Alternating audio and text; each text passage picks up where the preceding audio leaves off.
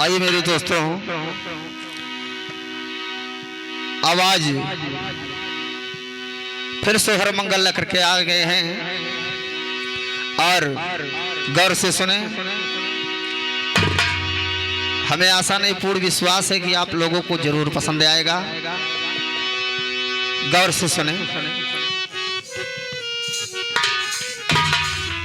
ये सोहर नहीं है, ये बल्कि चेतावनी शब्द है, लेकिन सोहर के रूप में आप लोग सुने।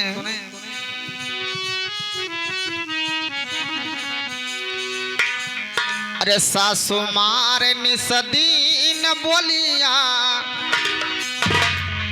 अरे ननदी तान मारा हो। सासु मारे निसदीन बोलिया, अरे ननदी तान मारा हो। हरे राम कमुने करमवा से चूक्यों, राम कमुने करमवा से चूक्यों।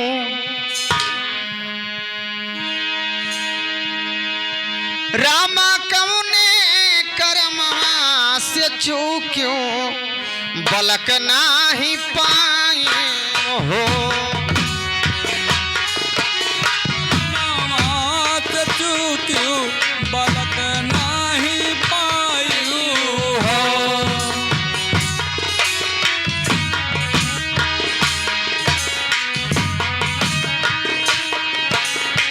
अरे राम कौने करमवा से चूक्यों, बलक नाही पाई हो।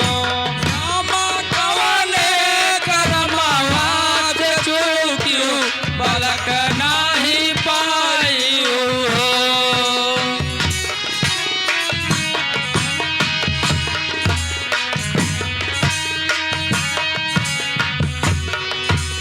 अरे पेड़वा पे बोलेला सुगनमा, मधुर बोलिया बोले, मधुर बोलिया बोलाए हो। पेड़वा पे बोलेला सुगनमा, मधुर बोलिया बोले, मधुर बोलिया बोलाए हो। रामा माता पिता के गारी आयु, रामा माता पिता के गारी आयु, करमवा से चूकी हो। माता पिता के गारी आयु, करमवा से चूक्यों हो।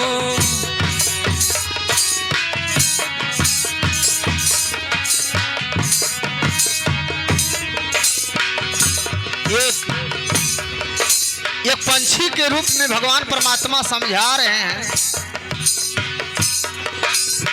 कि दुनिया संसार में माता पिता से बढ़कर के कोई भगवान नहीं है। दुनिया में माता पिता से बढ़ करके कोई भगवान नहीं है, लेकिन अपने माता पिता को जो गाली देता है वो बहुत बड़ा कर्म से अभागा होता है। रामा माता पिता के गारी आयु, करमवा से चूकी हो। माता पिता के गारी आयु, करमवा से चूक्यों हो।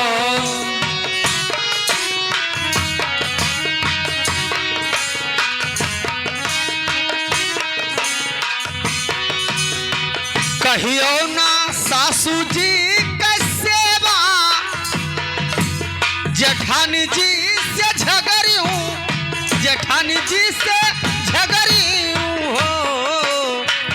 कहियो ना सासू जी के सेवा, जेठानी जी से झगड़ियों, जेठानी जी से झगड़ियों हो।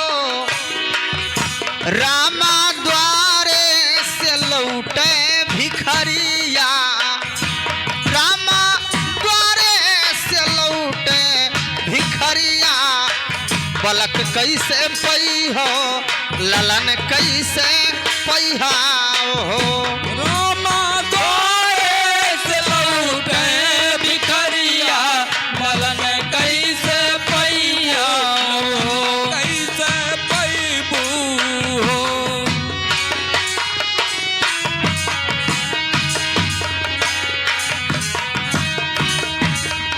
लेकिन वो स्त्री कहती क्या है कैसे भैया कि हे भगवान हे परमात्मा हमसे बहुत बड़ी चूक हो गई और बहुत बड़ा गलती हमने किया है, लेकिन इस गलती को आप क्षमा कर दो। अरे सुगना तू बोलिया सुनायो हम समझायो हम समझाया हो सुगना तू बोलिया सुनायो हमें समझायो हमें समझाया हो रामाय बुयस यतन बतावो रामा अब यस यतन बतावो बलक मुख देखबाए हो माया माया सजतन बतायो बलक सुख देखाई बलक सुख पाई बहो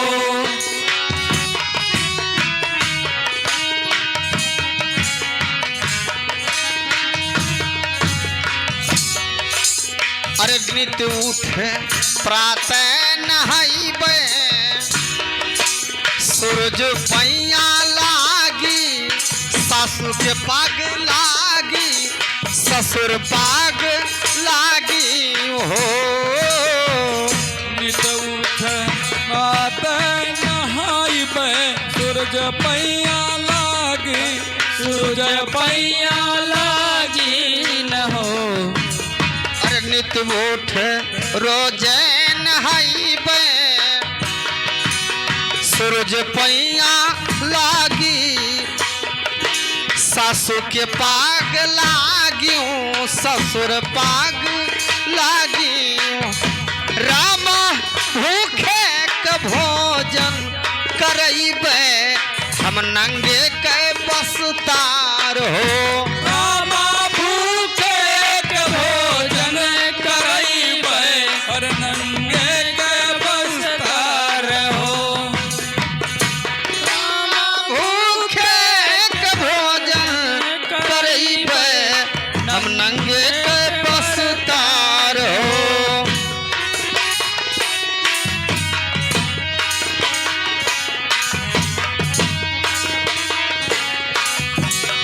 इतना सब करने के बाद भगवान परमात्मा का ध्यान हुआ और उस स्त्री का मांग पूरा हुआ। भगवान ने अपने नेत्रों से देख लिया, देखा और सोचा भी होता क्या है।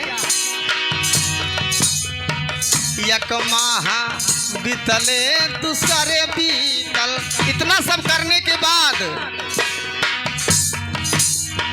एक माह बीतले दूसरे बीतल, अरे तीन बीतल हो चार बीत गईल हो।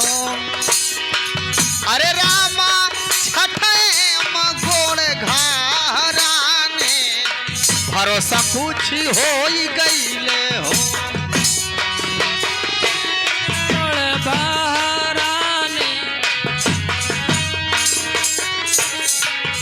रामा छठे गोड़ घराने भरोसा कुछ हो गईल हो। रामा छठे में गोड़ घराने भरोसा कुछ भइलन हो। अरे भरोसा कुछ हो गईला हो, भरोसा कुछ हो गईले हो। रामा छठे गोड़ घराने भरोसा कुछ हो गए हो।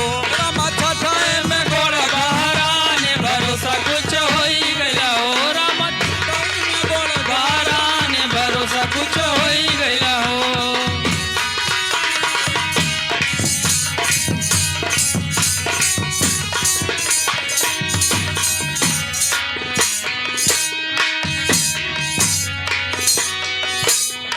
6 माह बीतल कि 7 बीतल 8 बीत गईला हो। माह बीतल कि 7 बीतल 8 बीत गईले हो। अरे रामा लगते हो 9वें महीनमा, रामा लगते 9वें महीनमा, अरे बबुआ जन्म ली हो। रामा लगते 9वां महीनावा कि ललना के जन्म भयो हो। अरे बबुआ जन्म लिए हो, रम लगता है 9वें महीनामा, बबुआ जन्म लिए, रम लगते हो 9वें महीनामा, बबुआ जन्म लिए हो। लगत है 9वां महीना कि बबुआ जन्म लिए हो। राम लगत है 9वां महीना कि बबुआ जन्म लिए हो।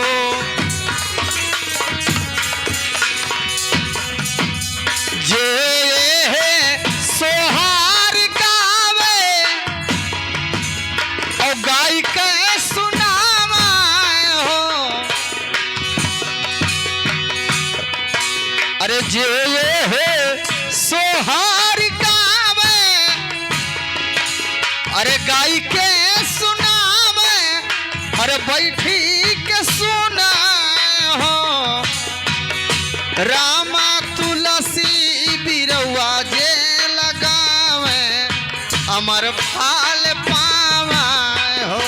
रामा तुलसी बिरवा जे, लगावे अमर फल पावाई हो। अरे रामा तुलसी बिरवा जे लगावे, अमर फल पावे हो। राम तुलसी बिरवा जे लगावे अमर फल पावे हो। राम तुलसी बिरवा जे लगावे अमर फल पावे हो। रामा तुलसी बिरवा जे लगावे, अमर फल